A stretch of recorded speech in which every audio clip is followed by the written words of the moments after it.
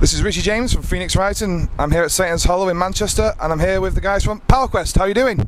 Yeah, great. Great to see you again. Now, since I last spoke to Rich and Paul, since then you've toured with Symphony X, and also the album's been released in this country. How's it been going down so far? The reaction's been awesome, to be honest. You know, the reviews that have been coming in have been, well, better than I expected, to be honest. I knew it was a great record, but we all thought it was a great record. And it's been backed up with what the fans are saying, what the magazines are saying, what the radios are saying, you know, and it's all good. Of course, you always get the odd blip in that kind of situation, but hell, you know, you run with that, you know, that's life. But yeah, we're really happy. The reactions to the Symphony X shows was top draw. You know, it's difficult going out with a band with such a big reputation and you know, a dedicated hardcore following.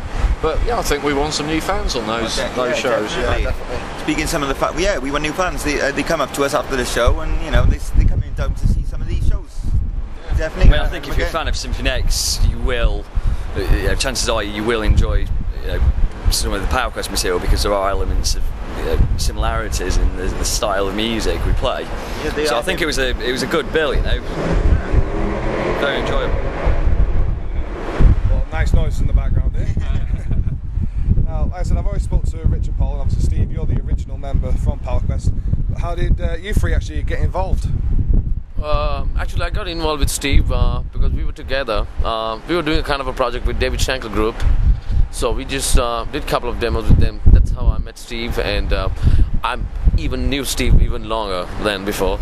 So somehow, when the spot was empty in PowerQuest, he just sent me an email. He asked me if I'm willing to do that. So I just said, okay, good, great.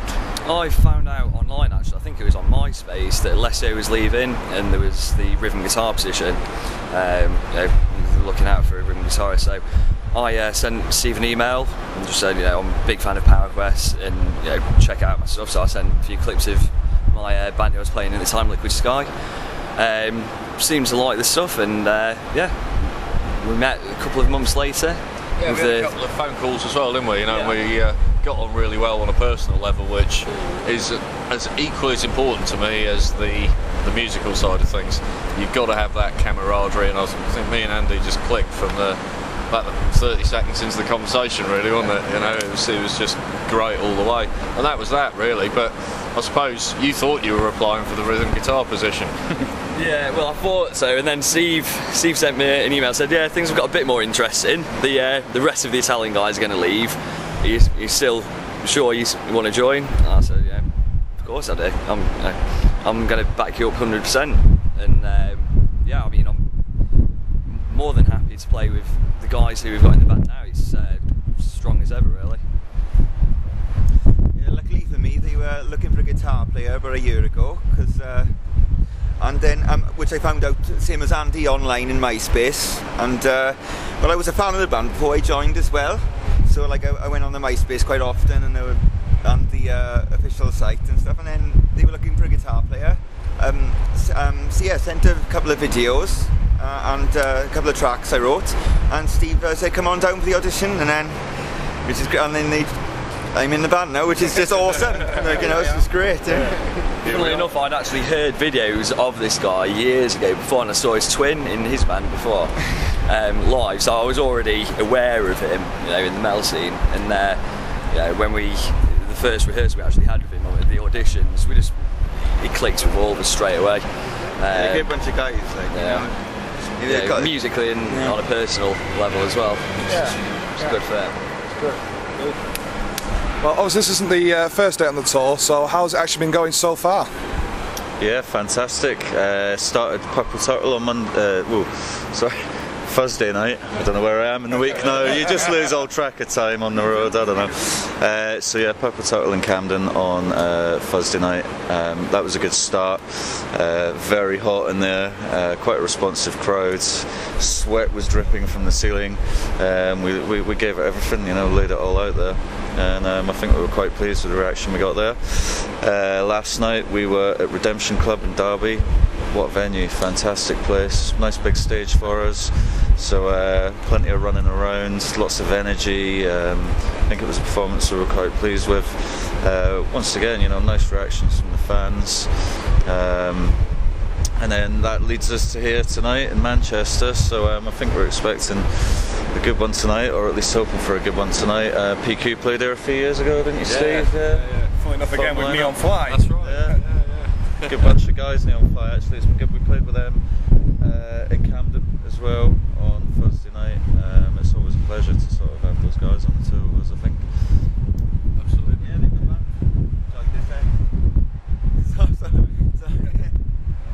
So individually, who's actually influenced you musically? Oh well, I've been doing this for a long time, so my influence were like more or less like Rainbow, Deep Purple, all the classic rock bands, and Queen, and I listen to all types of music because I play guitar, I play bass, I play piano, so I compose music, so I listen to all types of music. Yeah, I'm the same. Yeah, I listen to a broad spectrum of music. It can range from classic rock to prog, heaviest and metal as well. In terms of guitarists, guys I'm influenced by, people like Ingve Malmsteen, John Petrucci, Steve Vai, all that good stuff. So yeah, I try and stay as open-minded as possible and listen to pretty much everything.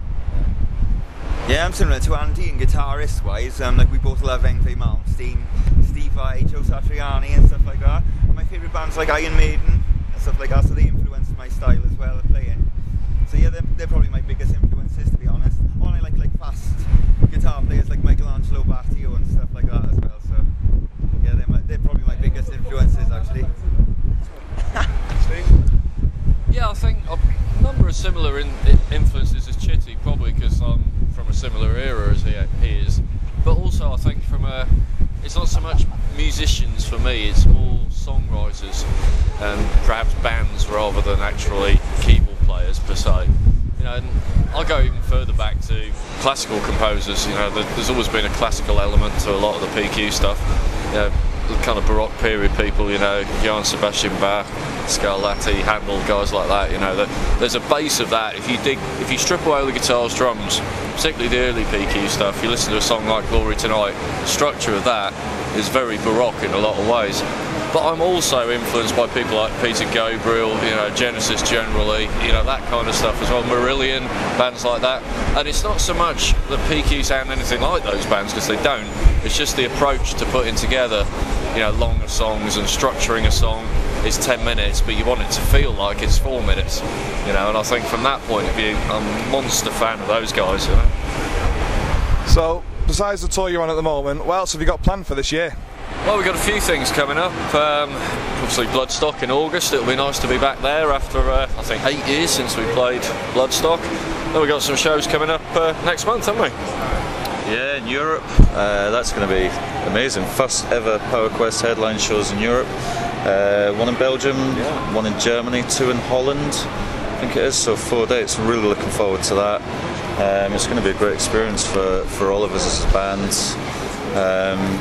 As we always say, there's a good sort of camaraderie between all of us guys in the band anyway, so I think being on the road and doing that venture into Europe is just going to help, you know, build the strength from within with this band, you know. So yeah, can't wait. So that's Europe next month, and then what we got after that, Steve? Well, we got some more shows coming up.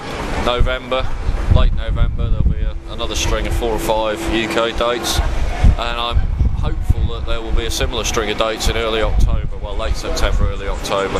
And the idea being that we're going to try and take it to the people, as it were, rather than playing the typical places that every band plays, be it, you know, London, Glasgow, Nottingham, Sheffield. Let's go to some kind of a bit more off the beaten track places, if you like.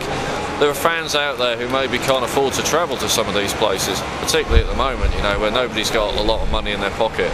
So we figured, what the hell, you know, let's get out to places like Crewe and Bedford and play for these guys, you know. They've got venues there, the promoters are there, the fans are there. Let's get the band there.